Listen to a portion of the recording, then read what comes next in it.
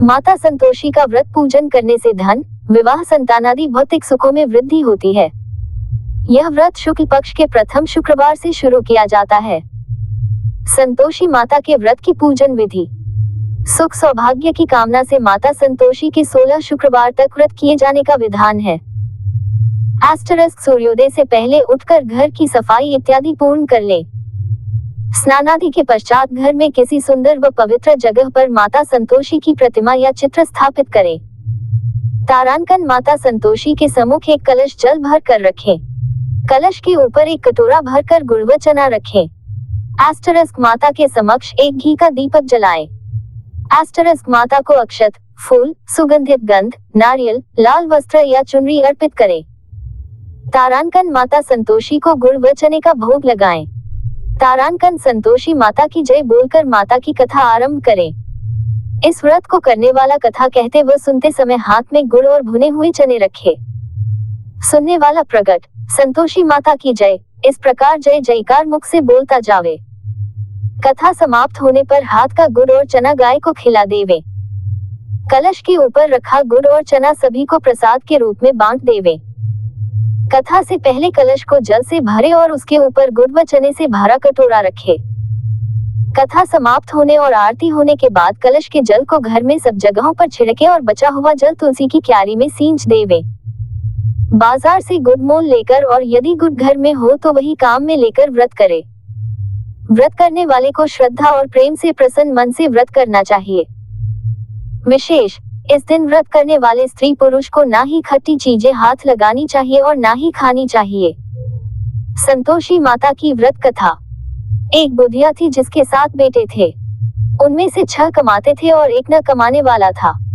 वह बुधिया उन 6 को अच्छी रसोई बनाकर बड़े प्रेम से खिलाती पर 7वें को बचा खुचा झूठन खिलाती थी। परंतु वह भोला था, अतः मन में कुछ भी विचार नहीं करता था। एक दिन वह अपनी पत्नी से बोला, देखो मेरी माता को मुझसे कितना प्रेम है। उसने कहा, वह तुम्हें सभी की झूठन खिलाती है, फिर भी तुम ऐसा कहते हो, चाहे तो तुम समय आने पर देख सकते हो। एक दिन बहुत बड़ा त्योहार आया। बुधिया ने 7 प्रकार के भोजन और चूरमे के लड्डू बनाए। 7वां लड़का ये बात जांचने के लिए सिर दुखने का बहाना करके पतला कपड़ा उड़कर सो गया और देखने लगा माँ ने उनको बहुत अच्छे आसनों पर बिठाया और 7 प्रकार के भोजन और लड्डू परोसे। वह उन्हें बड़े प्रेम से खिला रही है। जब वे 6 उठ गए तो माँ ने उनकी थालियों से झूठन इकट्ठी की और उनसे एक लड्डू बनाया। फिर वह 7वें लड़के से बोली, अरे रोटी खा ले। वह बोला, माँ मैं भोजन नहीं करूंगा, मैं तो परदेश जा रहा हूँ। माँ ने कहा, कल जाता है तो आज ही चला जा। वह घर से निकल गया। चलते समय उसे अपनी पत्नी की याद आई जो गौशाला में कंडे थाप रही थी। वह बोला, हम विदेश को जा रहे हैं, आएंगे कछु काल। तुम रहियो संतोष से, धर्म अपनो पाल। इस पर उसकी पत्नी बोली, जाओ पिया आनंद से, हमारी सोच हटाए। राम भरोसे हम रहे, ईश्वर तुम्हें सहाय। देहो निशानी आपनी, देख धरूं मैं धीर। सुधी हमारी ना बिसारियो, रखियो मन गंभीर। इस पर वह लड़का बोला, मेरे पास कुछ नहीं है। यह अंगूठी है, सो ले और मुझे भी अपनी कोई निशानी दे दे। वह बोली, मेरे पास क्या है, ये गोबर भरे हाथ है। ये कहकर उसने उसकी पीठ पर गोबर भरे हाथ की थाप मार दी। वह लड़का चल दिया। ऐसा कहते हैं, इसी कारण से विवाह में पत्नी पति की पीठ पर हाथ का छापा मारती है। चलते समय वह दूर देश में पहुंचा। वह एक व्यापारी की दुकान पर जाकर बोला, भाई मुझे नौकरी पर रख लो। व्यापारी को नौकर की जरूरत थी, अतः बोला, तनख्वाह काम देखकर देंगे, तुम रह जाओ। वह सवेरे 7 बजे से रात की 12 बजे तक नौकरी करने लगा। थोड़े ही दिनों में सारा लेन देन और हिसाब किताब करने लगा। सेठ के साथ 8 नौकर चक्कर खाने लगे। सेठ से उसे 2-3 महीने ने आधे मुनाफे का हिस्सेदार बना दिया। 12 वर्ष में वह नामी सेठ बन गया और उसका मालिक उसके भरोसे काम छोड़कर कहीं बाहर चला गया। उधर उसकी औरत को सास और जेठानियां बड़ा कष्ट देने लगी। वे उसे लकड़ी लेने जंगल में भेजती, भूसे की रोटी देती, फूटे नारियल में पानी देती। वह बड़े कष्ट से जीवन बिताती थी। एक दिन जब वह लकड़ी लेने जा रही थी तो रास्ते में उसने कई औरतों को व्रत करते देखा। वह पूछने लगी, बहनों ये किसका व्रत है, कैसे करते हैं और इससे क्या फल मिलता है। तो एक स्त्री बोली, ये संतोषी माता का व्रत है, इसके करने से मनोवांछित फल मिलता है। इससे गरीबी, मन की चिंताएं, राज के मुकदमे, कलह, रोग नष्ट होते हैं और संतान, सुख, धन, प्रसन्नता, शांति, मनपसंद वर मिले व बाहर गए हुए पति के दर्शन होते हैं। उसने उसे व्रत करने की विधि बता दी। उसने रास्ते में सारी लकड़ियां बेच दी व गुड़ और चना ले लिया। उसने व्रत करने की तैयारी की। उसने सामने एक मंदिर देखा तो पूछने लगी, यह मंदिर किसका है? वह कहने लगे, ये संतोषी माता का मंदिर है। वह मंदिर में गई और माता के चरणों में लौटने लगी। वह दुखी होकर विनती करने लगी, माँ, मैं अज्ञानी हूँ, मैं बहुत दुखी हूँ, मैं तुम्हारी शरण में हूँ, मेरा दुख दूर करो। माता को दया आ गई। एक शुक्रवार को उसके पति का पत्र आया और अगले शुक्रवार को पति का भेजा हुआ धन मिला। अब तो जेठ जेठानी और सास नाक सिकोड़ के कहने लगे, अब तो इसकी खातिर बढ़ेगी, ये बुलाने पर भी नहीं बोलेगी। वह बोली, पत्र और धन आवे तो सभी को अच्छा है। उसकी आंखों में आंसू आ गए। वह मंदिर में गई और माता के चरणों में गिरकर बोली, हे माँ, मैंने तुमसे पैसा कब मांगा था? मुझे तो अपना सुहाग चाहिए। मैं तो अपने स्वामी के दर्शन और सेवा करना मांगती हूँ। तब माता ने प्रसन्न होकर कहा, जा बेटी, तेरा पति आवेगा। वह बड़ी प्रसन्नता से घर गई और घर का काम काज करने लगी। उधर संतोषी माता ने उसके पति को स्वप्न में घर जाने और पत्नी की याद दिलाई। उसने कहा, माँ, मैं कैसे जाऊं? परदेश की बात है, लेन देन का कोई हिसाब नहीं है। माँ ने कहा, मेरी बात मान, सवेरे नहा धोकर मेरा नाम लेकर घी का दीपक जलाकर दंडवत करके दुकान पर बैठना। देखते देखते सारा लेन देन साफ हो जाएगा, धन का ढेर लग जाएगा। सवेरे उसने अपने स्वप्न की बात सभी से कही तो सब दिल लगी उड़ाने लगे। वे कहने लगे कि कहीं सपने भी सत्य होते हैं। पर एक बूढ़े ने कहा, भाई, जैसे माता ने कहा है वैसे करने में क्या डर है? उसने नहा धोकर माता को दंडवत करने घी का दीपक जलाया और दुकान पर जाकर बैठ जाया। थोड़ी ही देर में सारा लेन देन साफ हो गया, सारा माल बिक गया और धन का ढेर लग गया। वह प्रसन्न हुआ और घर के लिए गहने और सामान वगैरह खरीदने लगा। वह जल्दी ही घर को रवाना हो गया। उधर बेचारी उसकी पत्नी रोज लकड़ियां लेने जाती और रोज संतोषी माता की सेवा करती। उसने माता से पूछा, हे माँ, ये धूल कैसी उड़ रही है? माता ने कहा, तेरा पति आ रहा है, तू लकड़ियों के 3 बोझ बना ले। एक नदी के किनारे रख, एक यहाँ रख और तीसरा अपने सिर पर रख ले।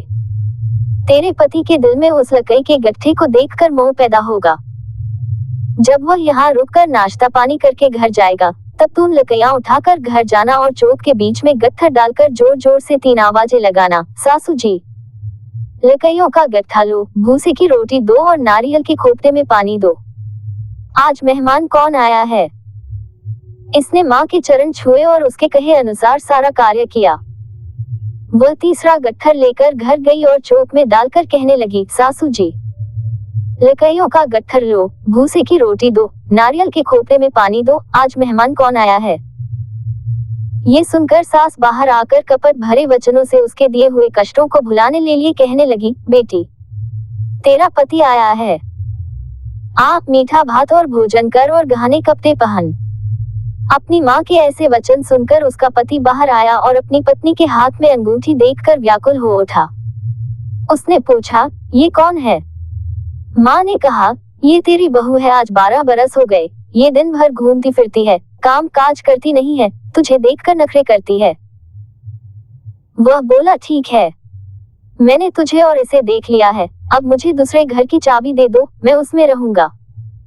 माँ ने कहा, ठीक है, जैसी तेरी मर्जी। और उसने चाबियों का गुच्छा पटक दिया। उसने अपना सामान तीसरी मंजिल के ऊपर के कमरे में रख दिया। एक ही दिन में वे राजा के समान ठाट बाट वाले बन गए। इतने में अगला शुक्रवार आया। बहू ने अपनी पति से कहा, मुझे संतोषी माता के व्रत का उद्यापन करना है। वह बोला, बहुत अच्छा, खुशी से कर ले। जल्दी ही उद्यापन की तैयारी करने लगी। उसने जेठ के लड़कों को जीमने के लिए कहा। उन्होंने मान लिया। पीछे से जेठानियों ने अपने बच्चों को सिखा दिया, तुम खटाई मांगना जिससे उसका उद्यापन पूरा ना हो। लड़कों ने जीम कर खटाई मांगी। बहू कहने लगी, भाई खटाई किसी को नहीं दी जाएगी, ये तो संतोषी माता का प्रसाद है।